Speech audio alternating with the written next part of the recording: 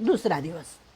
मग दुसऱ्या दिवशी काय झालं, पहाटे 4लाच उठलो आणि सगळं आवरून तयार झालो.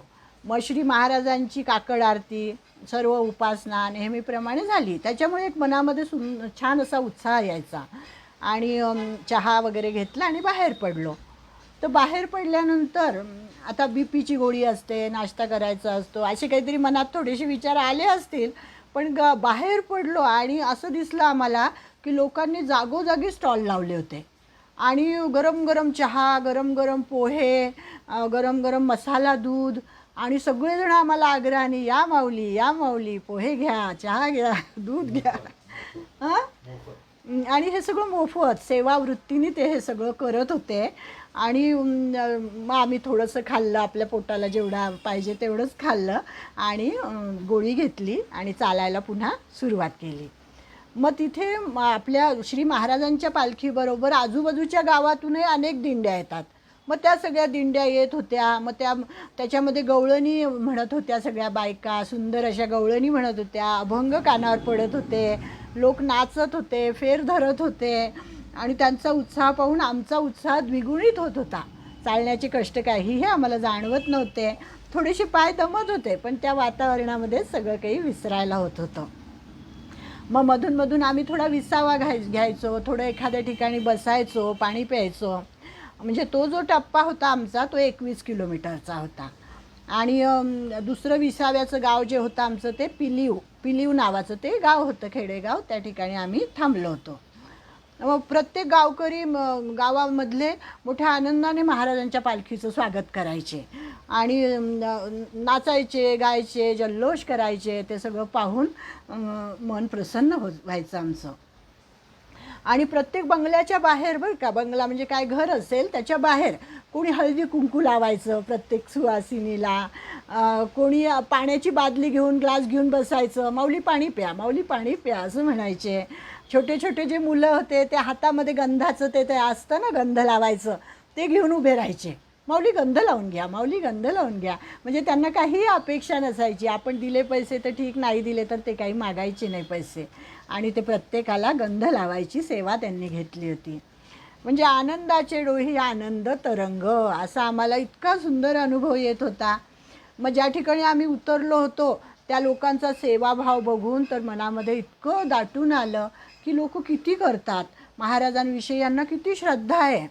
ते बघून अगदी आपली स्वतःची, आपल्याला आपलं संकुचित मनाचं लाज वाटते. म्हणजे असंच म्हणायला पाहिजे की आपण शहरामध्ये राहतो आणि आपल्याकडे 4 पाहुणे आले तरी आपल्या कपाळाला आठ्या पडतात. आणि हे लोक वारकऱ्यांची निस्वार्थ सेवा करतात. आणि हे जे आमचे आप्पा कुलकर्णी आमच्याबरोबर होते त्यांना इतक्या वर्षाचा तो अनुभव होता. त्यामुळे त्यांनी हे सगळे लोक जोडले होते महाराजांचे सेवेकरी. म्हणजे अधिष्ठान कोणाचं होतं, महाराजांचं होतं. आणि त्यांच्या निमित्ताने हे सगळे लोक त्यांना जोडले गेलेले होते. म्हणजे त्यांचंही कौतुक आहे खरं की त्यांनी एवढी माणसं जोडली होती. आणि ज्या ज्या ठिकाणी आम्ही उतरलो ना ते सगळे इतकी प्रेमाने स्वागत करत होते आणि ते सगळे महाराजांचे सेवेकरी होते. आणि त्यांना असं वाटतं की वारकऱ्यांच्या रूपाने विठू माऊली आमच्याकडे आली असा त्यांचा भाव होता. आमची थोडीफार गैरसोय इकडे तिकडे झाली असेल, परंतु ते वारीमध्ये बघायचंच नसतं. आम्ही मनाची तयारी करूनच गेलो होतो की आपल्या गरजा कशा कमीत कमी ठेवता येतील आपल्याला. आपल्या घरामध्ये आपल्याला फार सुखसोयींनी युक्त सगळं असतं, पण बाहेर गेल्यानंतर असं नसतं. हेच वारीमध्ये शिकायला मिळतं आपल्याला. म्हणजे मुख्य उद्देश काय आहे की घरदार सोडून अखंड नामस्मरण करत महाराजांबरोबर चालायचं. हा उद्देश मनात ठेवूनच आम्ही चालत होतो. अशा प्रकारे मग तिसरा दिवस उजाडला. मग श्री महाराजांची आरती, पूजा, उपासना नेहमीप्रमाणे झाली आणि आम्ही बाहेर पडलो. मग वर निळे निळे आकाश होते, ढगाळ वातावरण होतं. म्हणजे आजूबाजूला म्हणजे रस्ता होता आणि आजूबाजूला सुंदर शेतं होती. म्हणजे जसं जसं पंढरपूर जवळ येत होतं तशी तशी हिरवीगार शेती आम्हाला दोन्ही बाजूनी दिसायला लागली. सुंदर अशी हलणारी डोलणारी पिकं आम्हाला दिसत होती आणि मनामध्ये आनंदाच्या उकळ्या फुटत होत्या. द्राक्षाचे मळे आम्हाला दिसले, हिरवं हिरवंगार शेत सगळीकडे दिसलं. आपण नेहमी घरामध्ये असतो ना, तर आपला निसर्गाशी एवढा सहवास येत नाही. पण जेव्हा आपण निसर्गाच्या सानिध्यात जातो तेव्हा आपल्याला कळतं आणि आत्ताच आपला विभूती योग झाला. आपल्याला कळतं की कसा परमेश्वर सगळीकडे भरलेला आहे. आपण एक दाणा पेरला तर तो 1000 दाणे देतो आपल्याला. इतकं सुंदर ते दृश्य बघायला मिळालं आम्हाला. आणि वारा आपल्याला असा स्पर्श करून जायचा. तर त्यांनी सांगितलेलं आहे, वाऱ्यामध्ये सुद्धा मी आहे, आकाशामध्ये मी आहे, शेतांमध्ये मी आहे, सगळ्यांच्या हृदयात मी आहे. असा विभूती योग आपण पाहिलेलाच आहे. मग त्याची सगळ्याची आठवण होत होती मनातल्या मनात. परमात्म्याची, त्याच्या ऐश्वर्याची जाणीव होत होती. आणि मुख्य सांगायचं म्हणजे काय की आम्ही जेव्हा नाशिकहून निघालो तेव्हा नाशिकमध्ये एवढा जोरदार पाऊस होता की आम्हालाही सगळ्यांना वाटायचं, बाकीच्याही लोकांना, की हे कसे जातील एवढ्या पावसामध्ये, बापरे किती त्रास होईल. पावसामध्ये जर ओले गच्च झालो आपण तर कपडे कुठे बदलणार, ते कसं चालणार, म्हणजे सर्दी होणार तुम्हाला. अवघडच होतं ते सगळं. परंतु भगवंताचीच कृपा की आम्ही त्या गोंदवल्याच्या गाडीत बसलो तेव्हापासून निसर्गाने आम्हाला एवढी साथ दिली की कुठेही पावसाचा आम्हाला त्रास झाला नाही. काही कुठे पाऊस पडला नाही. ऊनही काही असं खूप कडक नव्हतं, थोडंफार होतं, पण ठीक आहे, त्याचा काही आम्हाला त्रास झाला नाही. असं ढगाळ वातावरण होतं.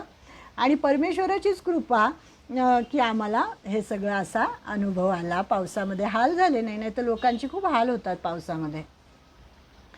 मग तिसऱ्या दिवसाचं जे हे आमचं गाव होतं हे होतं भाळवणी. भाळवणीला आमचा मुक्काम होता. मग तिथे शाकंभरी देवीचं मंदिर आहे.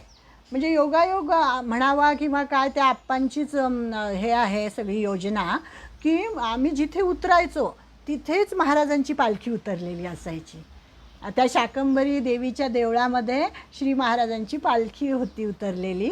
आणि मग त्यामुळे आम्हाला सगळा तो सत्संग पाहायला मिळाला, सगळं त्याच्यात सहभागी व्हायला मिळालं. आणि तिथे बघितलं आम्ही, म्हणजे सगळं वारीमध्ये अनुभव घेतच होतो, पण त्या ठिकाणी पांढरे पांढरे स्वच्छ कपडे घातलेले वारकरी, हे सगळे महाराजांचे सेवेकरी, असे समोरासमोर उभे राहून टाळ वाजवत होते, नाचत होते, अभंग गात होते, जल्लोष करत होते.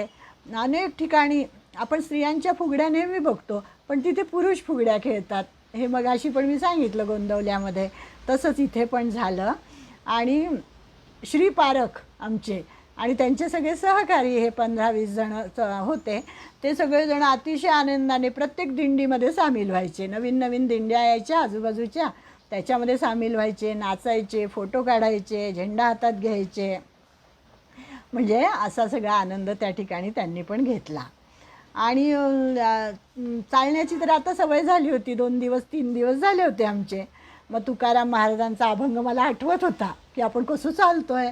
आपुलिया बळे नाही मी बोलत, सखा भगवंत वाचा त्याची, कोकिळ मंजुळ बोलत असे वाणी, बोलविता धनी वेगळाची. आणि मग मला आठवत होतं की अरे आपण कुठे चालतोय, तो चालवून घेतोय आपल्याला, की आपुलिया बळे नाही मी चालत, चालविता धनी वेगळाची. की आपण चालतच नाही आहे, तोच आपल्याला चालवून घेतो आहे, अशी जाणीव झाली. आणि मनोमन त्याला हात जोडले गेले. आता शेवटचा टप्पा थोडा मोठा होता. पंढरपूर जवळ आलं होतं आता. आणि मध्ये मध्ये महाराजांची पालखी जेथे थांबायची तेथे भजन प्रवचन असायचे, तेही आम्ही ऐकले, कीर्तन ऐकले, प्रसाद भोजन मिळायचे. एका ठिकाणी तर पिठलं आणि भाकरी होती, इतकी सुंदर पिठलं आणि भाकरी होती. पण कायम आम्ही पोटाचा आमचा विचार केलेला होता, त्यामुळे चतकोर भाकरी एवढंसं पिठलं असं आम्ही प्रसाद म्हणून घेतलं. पण अतिशय सुंदर चव होती. आणि हे दुपारच्या वेळेस मिळायचं आम्हाला. आणि संध्याकाळी म्हणजे रात्री जिथे आमचा विसावा असायचा त्या ठिकाणी भोजन प्रसाद असायचा. चालता चालता एक दिवशी काय झालं की काही लोकांनी आम्हाला अडवलं. पांढरे पांढरे स्वच्छ घातलेले कपडे, आणि तिथे ते त्यांची गाडी थांबून उभे होते. आणि आम्हाला म्हणाले की माऊली माऊली थांबा थांबा, जरा या बाजूला वळा, इकडे आमच्या शेतामध्ये जा, शेतामध्ये मळ्यामध्ये जा. तर आम्ही त्यांना म्हटलं नाही हो नाही, आमच्याबरोबरचे लोक पुढे गेले आहेत, आम्हाला नाही थांबता येणार. नाही नाही म्हणे, तुम्ही गेलंच पाहिजे म्हणे, तुमचे पावलं आमच्या मळ्याला लागले पाहिजे. म्हणजे केवढी श्रद्धा होती त्यांची. आणि मग आम्ही खूप नाही म्हटलं. आम्ही दोघीजणी चालत होतो, हे सगळे पुढे गेले होते, पण ते काही ऐकायलाच तयार नाही. मग आम्ही गेलो आतमध्ये. आतमध्ये गेलो तर इतका सुंदर मळा होता त्यांचा, तिथे फोटोही काढले आम्ही. असा सुंदर मळा होता आणि तिथे फिरलो थोडंसं. आणि त्यांनी मऊ लुसलुशीत असा सांजा उपमा केलेला होता, चांगल्या तुपातला. इतका सुंदर उपमा होता, तो उपमा आम्हाला तिथे मिळाला. आणि म्हणजे तिथे आपल्याला दिसतं की अरे हे शेतकरी केवढा दानशूरपणा आहे यांच्यामध्ये, किती देण्याची वृत्ती आहे यांच्यामध्ये, आणि भावभक्ती मनामध्ये, हृदय त्यांचं विशाल आहे, असा अनुभव तिथे आला. म्हणजे वारकऱ्यांच्या रूपाने जणू विठ्ठलच आपल्या शेतात येतो आहे अशी त्यांची भावना होती. आणि म्हणून ते आम्हाला आग्रह करत होते की माऊली जा आमच्या मळ्यामध्ये, खाल्लं नाही तरी चालेल, नुसतं मळ्यामध्ये जाऊन या. आम्ही सांगितलं ना आम्हाला भूक नाही हो अजिबात, आम्ही नाही खाणार. नाही नाही खाल्लं नाही तरी चालेल, नुसतं जा.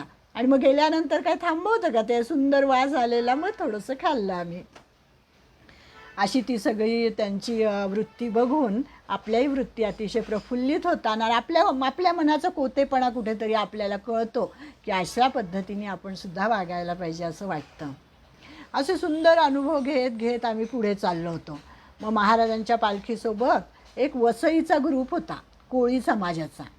आणि त्या बायका, ते पुरुष वारकरी सगळे एवढ्या वेगाने बाई पळत पळतच चालत होते. ती पालखी जोरात चालते, मग ते अगदी हात असे असे करत गाणे म्हणत म्हणत त्या बायका इतक्या जोरात चालत होत्या की बस ते पाहतच राहिलो आम्ही. आणि अनेक ठिकाणी ते आम्हाला भेटले. आम्ही पालखीच्या मागे पुढे व्हायचो कारण आमचा वेग काही एवढा नव्हता, पण ते मात्र पालखी बरोबरच चालायचे.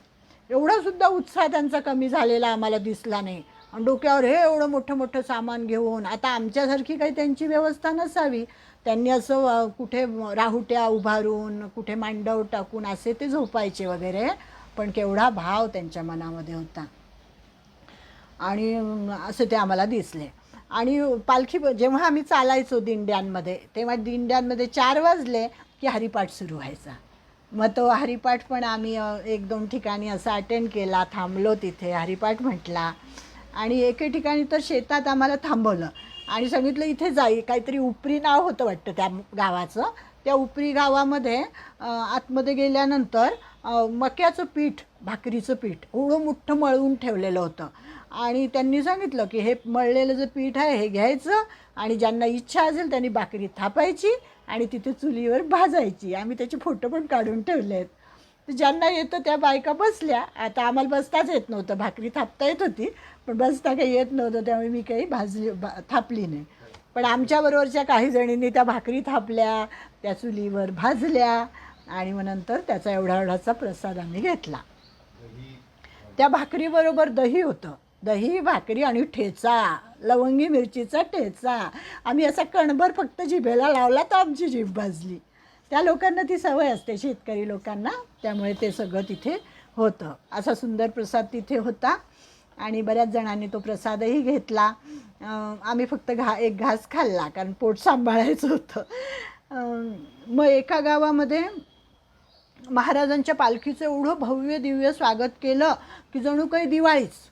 बापरे, एवढे फटाके उडवले, आतषबाजी केली, रोषणाई संध्याकाळची वेळ होती तेव्हा, त्यामुळे ते इतकं सुंदर दिसत होतं.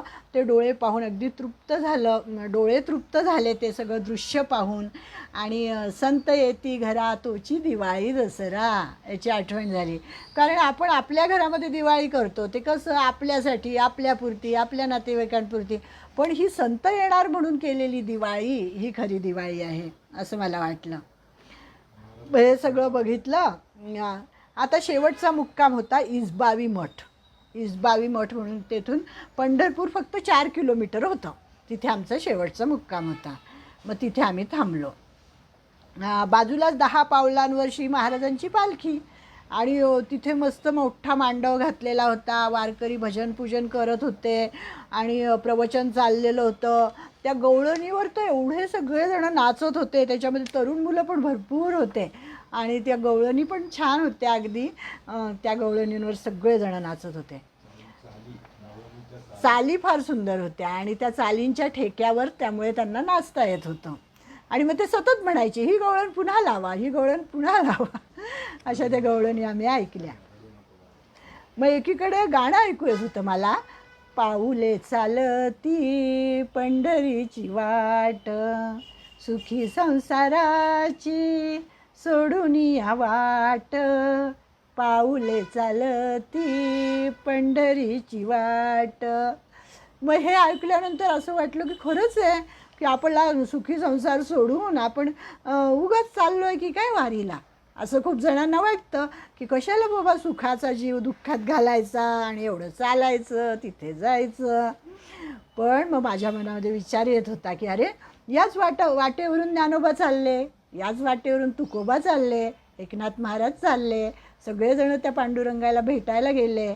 मग त्याची चरणधूळ आपण थोडीशी घेतली तर. आणि हाच उद्देश सगळ्या वारकऱ्यांचा असतो की त्या वाटेवरून ते मुद्दाम चालतात आणि सगळेजण स्वतःला भाग्यवान समजतात की ते जे रजक्कन आहेत ते आपल्याला मिळतात. संतांचे रजक्कन आपल्याला मिळतात आणि त्या संतांचे थोडे का होईना गुण आपल्यामध्ये यावे अशी अपेक्षा असते. मग हे झालं सगळं. म्हणजे पंढरीचं महात्म्य केवढं आहे, पंढरीचं महात्म्य त्याच्यावरून आपल्याला दिसतं. आणि तिथपर्यंत आले होते ना मी, हां, की महाराजांची पालखी होती एका बाजूला आणि आम्ही इसबावी मठामध्ये थांबलो होतो.